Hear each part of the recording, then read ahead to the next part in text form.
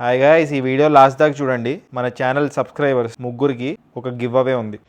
నిన్న ఒక bad film చూశాను భయ్య, ఈరోజు ఇంకో సినిమా చూశాను. చాలా మంచి సినిమా, హిందీ సినిమా అది. దాంతో నిన్న చూసిన సినిమా వల్ల జరిగిన డ్యామేజ్ కి డీటాక్స్ అని చెప్పాలి ఈ రోజు చూసిన మూవీ అయ్యాక స్టెప్స్ దిగుతుంటే నా ఫ్రెండ్ తో చెప్తున్నాను భయ్య, అరే నిన్న సినిమా తీసుకెళ్లి నిన్ను టార్చర్ చేసినందుకు సారీ. ఈ రోజు చూసిన సినిమాతో సాటిస్ఫై అయ్యావు కదా. నిన్న ఒక రాడ్ సినిమాతో ప్రాణం తీసా, ఈ రోజు మంచి సినిమాతో ప్రాణం పోసా. లెవెల్ అయిపోయింది. ఇంతకీ ఏ సినిమా చూశానంటే ద డిప్లొమాట్ మూవీ భయ్య. ఇది ఎప్పుడు వచ్చింది అనుకుంటున్నారా? John Abraham movie. నిన్ననే రిలీజ్ అయింది భయ్య థియేటర్స్ లో, హిందీ మూవీ. నిన్న నైట్ చూశాను భయ్య, సినిమా అదిరిపోయింది.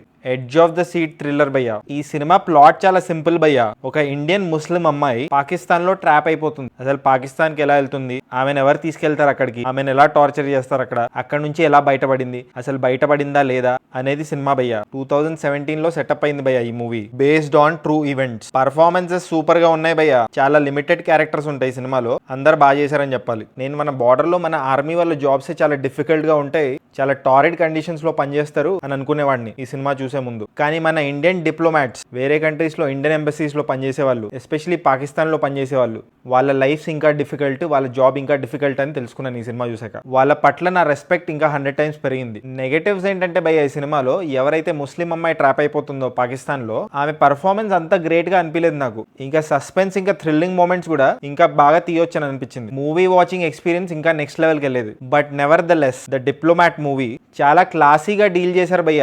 ఇంటర్నేషనల్ స్టాండర్డ్స్ లో ఉంటుంది సినిమా. ఏమీ హంగులు ఆర్భాటాలు ఏమీ ఉండవు, అడ్డమైన ఎలివేషన్స్, ఫోర్స్డ్ గా దేశభక్తి సీన్లు అలాంటివి ఉండవు ఈ సినిమాలో. ఇన్ఫాక్ట్ టైటిల్స్ కూడా చాలా సింపుల్ గా బ్లాక్ బ్యాక్గ్రౌండ్ మీద ఫేడ్ ఇన్ ఫేడ్ అవుట్ అయిపోతూ ఉంటాయి. కానీ ఈ సినిమా మాత్రం చూసిన కొన్ని రోజుల వరకు ఫేడ్ అవుట్ అవుతుంది భయ్య. అందుకే ఈ సినిమాకి నేను ఇచ్చే రేటింగ్ 3.35 టమాటోస్ భయ్య. బాగుంది చూడండి అని రికమెండ్ చేయడమే కాదు, మన సబ్స్క్రైబర్స్ లో ముగ్గురికి నేను టికెట్ ఇస్తున్నాను, నా సొంత డబ్బులతో కొని మీకు ఇస్తాను. నా ఇన్స్టా ఐడికి మెసేజ్ చేయండి, TDPP అని.